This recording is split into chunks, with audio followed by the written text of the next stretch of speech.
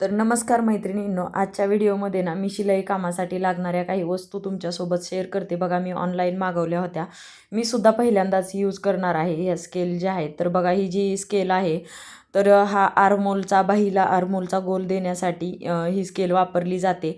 आणि ही मोंढ्यामध्ये म्हणा, गळ्याला जर गोलाकार द्यायचा असेल ना तर ती दुसरी स्केल त्याच्यासाठी वापरली जाते. परत याच्यासोबत ना दुसरं काही काही साहित्य पण आलेलं होतं बघा. एक पिनाचा बॉक्स आलेला होता बघा, सुईमध्ये मशीनच्या सुईमध्ये दोरा घालण्यासाठी ना. तर त्यासाठी ते यूज करायचं होतं. तर हे बघा, हे कशासाठी आलं आहे मला नाही माहिती. तुम्हाला माहीत असेल तर नक्की मला मॅसेजमध्ये सांगा. आणि खालच्या ज्या आहेत तर ते टाचण्यांचा बॉक्स आहे. आणि हे जे आहे बघा, शिलाई उसवण्यासाठी आहे. आपण जी पिननी वगैरे उसवतो तो जास्त असा कपडा ओढला जातो, त्यामुळे त्यासाठी त्याने सुई जो टीप आहे तर ती उसवायची असते. तर म्हटलं चला, काही अस्तर घेऊन आले होते मी, काही ब्लाऊज पीस मला शिवायचे होते.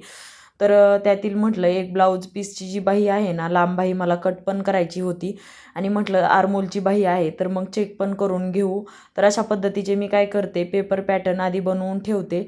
जर एकाच कस्टमरचे ब्लाऊज रिपीट येत असतील ना तर मी पेपर पॅटर्नच बनवून ठेवते, जेणेकरून जर पहिल्यांदा आलेलं असेल तर बघा, व्यवस्थित असं कटिंग करून द्यायचं आणि शिवून घ्यायचं. त्याच्यानंतर आवडला जर रिटर्न आलं तरच मी पेपर पॅटर्न बनवून ठेवते, नाहीतर मी पेपर पॅटर्न बनवत नाही. शक्यतो फोर टक्सला वगैरे, फक्त कटोरीला मी पेपर पॅटर्न बनवते. Four tucks prince cut, three piece princess कटला मी पेपर पॅटर्न बनवत नाही. परंतु ही कंपल्सरी ब्लाऊज असल्यामुळे मी याचा पेपर पॅटर्न बनवून ठेवलेला आहे. तर बघा, अशा पद्धतीने आधी अस्तरवरती ठेवून मी सर्व बाजूंनी मार्किंग करून जे आहे ना अस्तर, तर हे कट करून घेणार होते. आणि यानंतर मला बाही कट करायची आहे. बाहीसाठी मी जी आरमोलची स्केल आहे ना तर ती यूज करून बघणार आहे. तर ते म्हटलं चला तुम्हाला पण दाखवावं. तर अशा पद्धतीने बघा, अस्तर ॲडजस्ट करून मी कपडा ठेवून असं कटिंग करून घ्यायचं व्यवस्थित. जसं आहे तर तसं पोर्टक्सचं कटिंग करून घेतलेलं आहे. फ्रंट पार्टचं, फ्रंट बॅक आणि योगपट्टी आहे बघा. बाही मला फक्त वेगळी कट करायची आहे. बाहीचं पेपर कटिंग नाही आहे, कारण कधी कधी बाही लांब असते, कधी म्हणजे छोटी असते, कधी मोठी असते. तर त्यामुळे मी बाहीचं पेपर कटिंग करून ठेवत नाही. तर बघा, अशा पद्धतीने मी आधी एक अस्तर आहे तर ते व्यवस्थित कट करून घेतलं. यानंतर दुसरं पण अस्तर बॅक साईडचं पण कट करून घेणार आहे. आणि बघा, योगपट्टी जशी आहे तर तशा पद्धतीने मी कटिंग करून घेतलं. आणि हे अस्तरचे पार्ट मी काय केले, बाकीचं जे एक्स्ट्रा आहे ना तर ते बाजूला काढून ठेवणार आहे.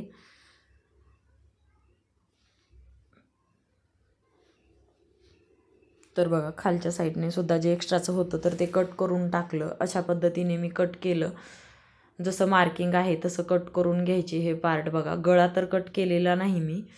आणि आता बाही आपल्याला कटिंग करायची, त्यामुळे मी आधी अस्तर जे आहे ना तर ते पार्ट काढून घेतले, कारण लांब बाही होती याची. आणि बघा, अस्तर जे आहे ना तर ते खालीवरी कट झालेलं आहे, एक लेवलमध्ये असं अस्तर नाही आहे. त्यामुळे आधी व्यवस्थित एक लेवलमध्ये ठेवून मी कटिंग करून घेणार आहे आणि यानंतरच मार्किंग करून घेणार आहे. तर बघा, अशा पद्धतीने मी दोन्ही साईडला फक्त मार्किंग करून घेतली. यानंतर बाही लांबी जी आहे ना तर ती 11 इंच होती आणि त्यामध्ये पाऊणे इंच शिलाई मार्जिन, म्हणजे 11.25वरती मी मार्किंग करून घेतलं. तर समोरसुद्धा तसंच मी 11.25 बरोबर मार्किंग करून घेतलं. आणि दोन्ही साईडला एक्स्ट्रा सोडून सरळमध्ये रेष आखून घेतली. तर बघा, 8.5ची याची मोंडा रुंदी जी आहे ना तर ती 8.5ची येत होती. पुढे मला फक्त 1 इंचासाठी मला फक्त जॉईंट द्यायचा होता, परंतु तुम्ही देणार होते नंतर बाही कमी पडते, त्यामुळे तिथे अर्धा इंच सोडलं. तर बघा, आणि इकडच्या साईडने 1 इंच सोडलं, कारण पुढे 1 इंच आपण अस्तरचा जॉईंट देणार आहे, त्यामुळे तिथूनच बाहीचा आकार येतो. तर यानंतर बघा, जी स्केल आपण आणलेली होती ना तर ती मी ठेवून बघणार आहे कशा पद्धतीने आकार येतो. तर आधी व्यवस्थित मी स्केल ठेवून पाहिली, कारण मला सुद्धा माहीत नव्हतं. तर बरोबर मी अशाला अशी स्केल ठेवली. यानंतर पुढच्या मोंड्याचा आकार देण्यासाठी बघा, इकडच्या पुढच्या मोंड्याच्या बाजूने स्केल ठेवून घेतली. अशा पद्धतीने दोन्ही मोंड्याचा जो पिंक कलरच्या चॉकने जो आकार दिलेला आहे तो स्केलने आकार दिलेला आहे. आणि जो आपण म्हणजे ब्ल्यूनी दिलेला आहे, ब्ल्यू चॉकनी जो मी आकार दिला आहे तर तो हाताने दिलेला आहे. त्यामुळे फक्त चेक केलं बरोबर आहे का, तर खूप मस्त असा बाहीला आकार आलेला आहे, बघू शकता तुम्ही. तर जेवढा दंड घेरा आहे ना, तर तेवढं टाकलेलं आहे मी. आणि पुढे 2 इंच सिलाई मार्जिन.